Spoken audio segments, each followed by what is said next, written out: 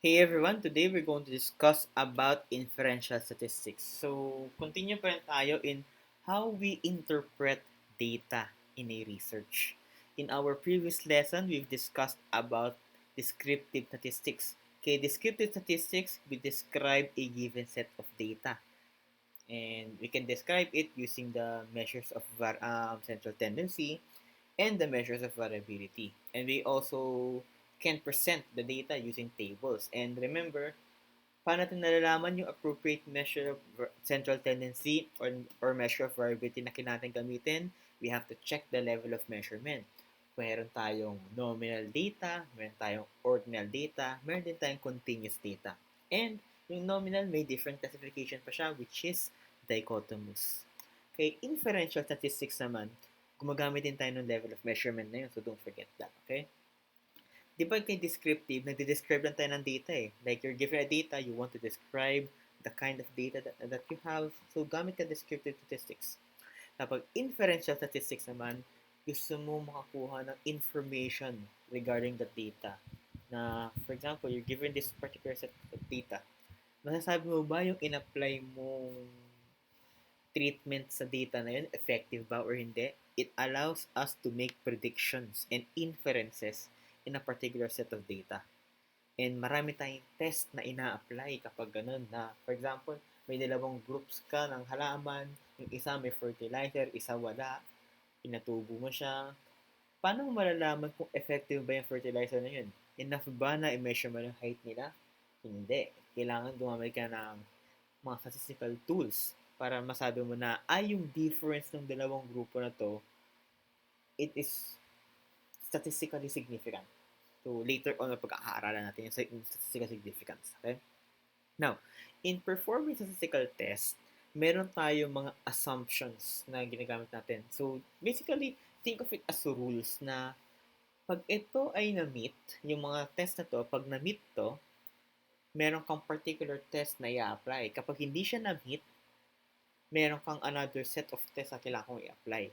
Kasi yung mga statistical test, usually ginawa sila with these assumptions in mind, na ito yung assumption nila, na nag-work sila under these four conditions. May mga ginawa ding test na hindi nag-work dito. So, yun. You have to consider that. So, ano yung apat na statistical assumptions natin? First one is the homogeneity of variances. So, yung variance nila, dapat hindi sila nag-differ. Remember yung variance, if you square the standard deviation, you get the variance, diba? So, yung spreadness to. So, kapag meron kang dalawang groups, it is assumed na dapat yung spreadness nila hindi nagkakalayo. Okay? They do not differ substantially. So, hindi dapat magkaiba. Almost similar. Siyempre, hindi naman mahirap naman na yung dalawang grupo, literal na magkaparehas ng variance, diba? Hindi naman nangyari yun. Pero dapat hindi sila sobrang layo statistically. Now, para malaman natin kung magkaiba ba or parehas yung variances ng dalawa, or we test the homogeneity of variance, we can use the Levene's test of homogeneity of variances. Merong available na calculator nito online. So, you just Google the name, mag-a-appear naman yan. So, Levene's test of homogeneity of variances calculator. Okay. Next assumption is normality. So, it's important to determine kung normally distributed ang data or hindi. Kasi karamihan ng test natin is dapat normally distributed siya. Yung mga test na mas effective talaga, ang assumption nila normally distributed. Okay? Ayun. Na paano natin malalaman kung normal ang data? We can use the Shapiro-Wilk test of normality, or we can use the QQ plots. We'll have this test on our next video kasi meron tayong specific lesson for the test of normality, yung next lesson natin. Third one that we have is the independence of observation. So, dapat hindi affected yung result ng first participant sa second participant sa third participant. Okay? So, hindi dapat sila nakaka-apekto. And it depends on the sampling technique. Kung random sampling naman yan, hindi naman nakaka-apektuhan yung independence of observation eh. Or even stratify, ganun.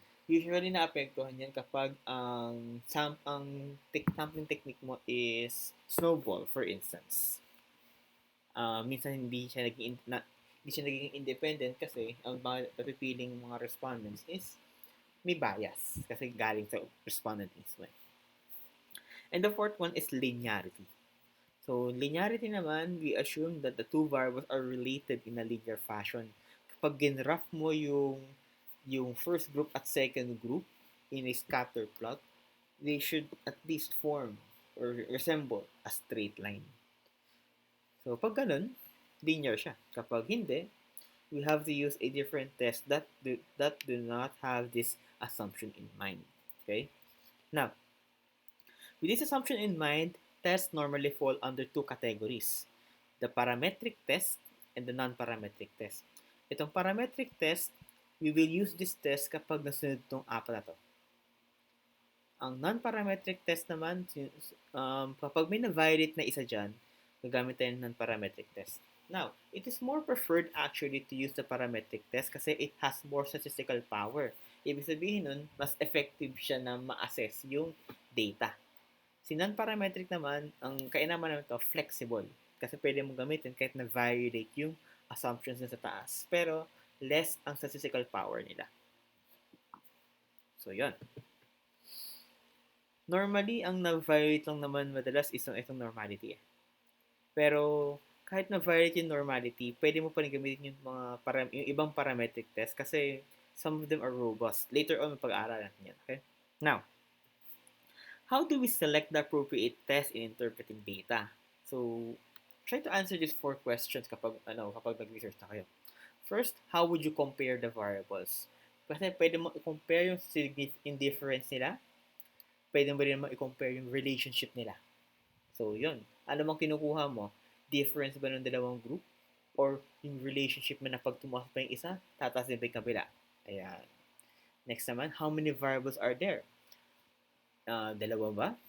More than 2? Tatlo? 4? So, yung number of variables natin, it affects the data. Or, consider natin ilang groups ang meron tayo. Okay? What level of measurement are used in the data? So, importante pa rin na malaman natin kung nominal ba siya, dichotomous, ordinal, or continuous ang data natin or scaled. And last, independent ba or repeated? Kapag independent, the groups, each participant is not affected with the responses of one another. Kapag repeated, meron kang isang group pero nag-test ka 2 beses.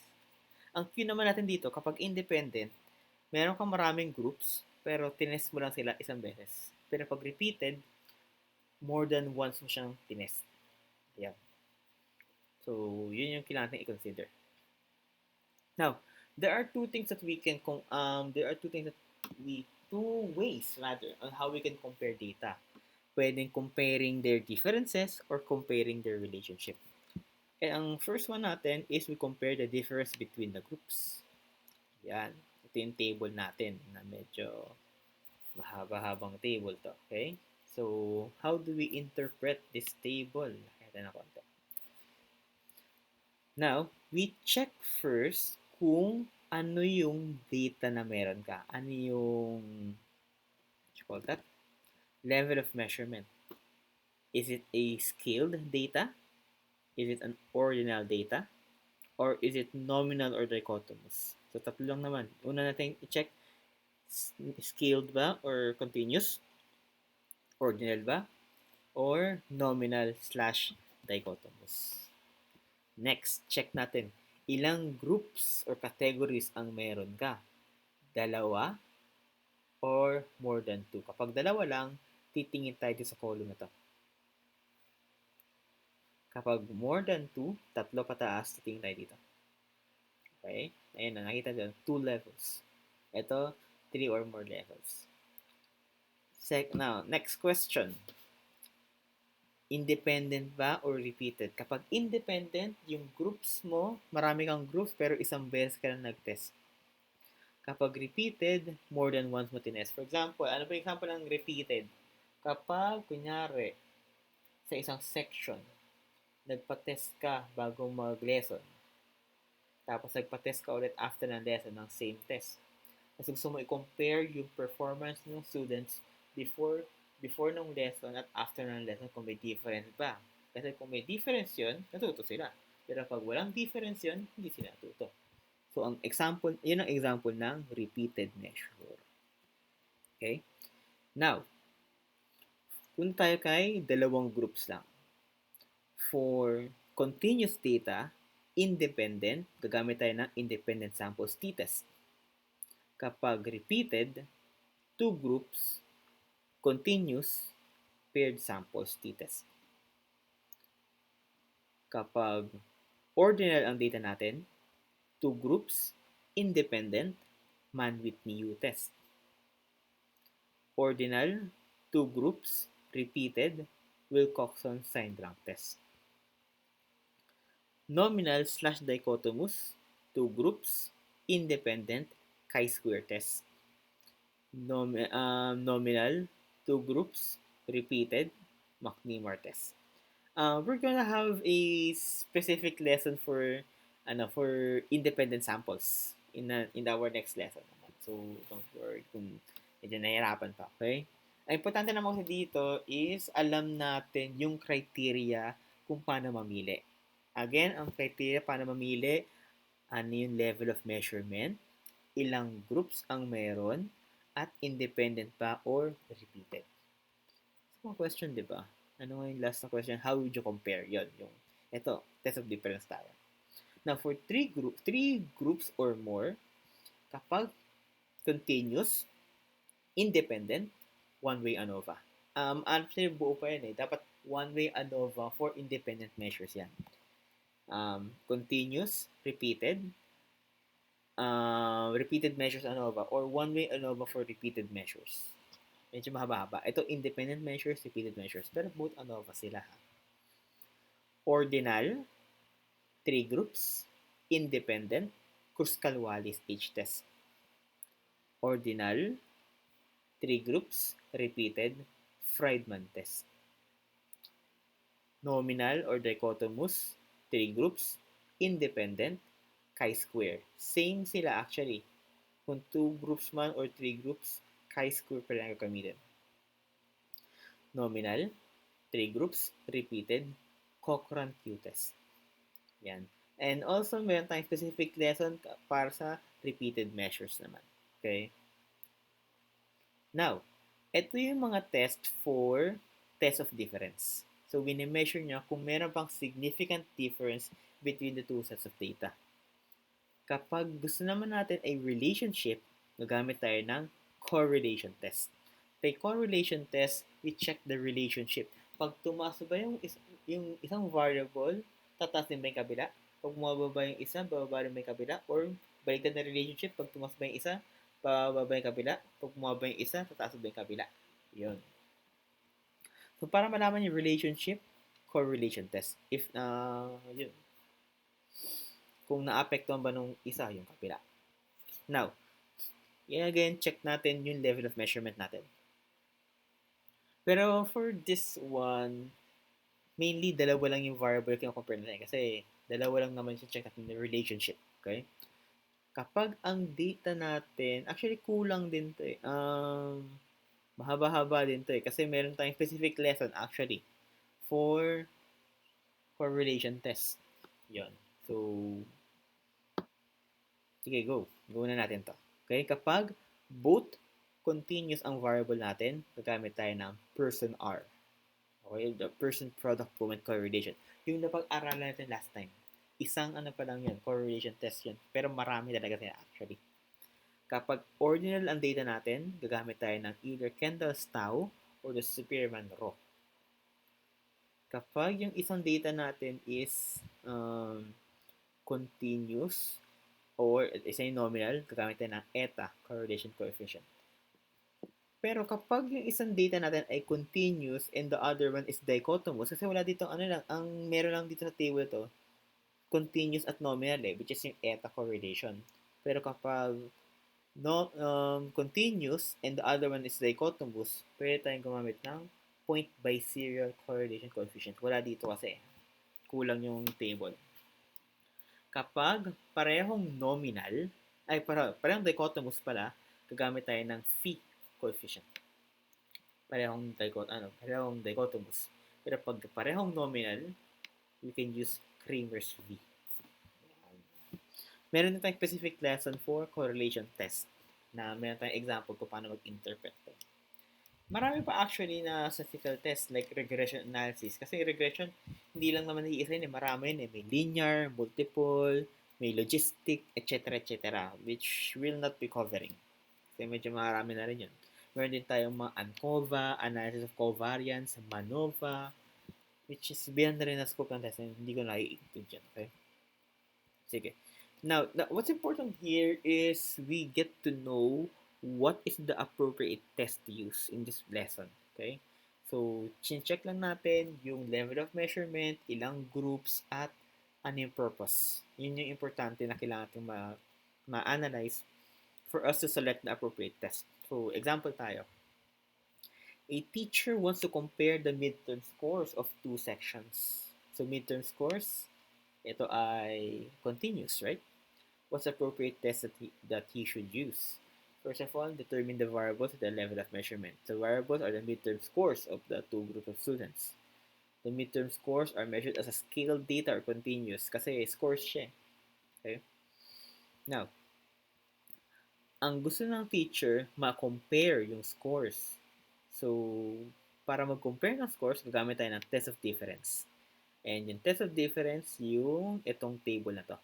Kasi kino-compare mo yung dalawang group. Okay? Ayan. Now, next.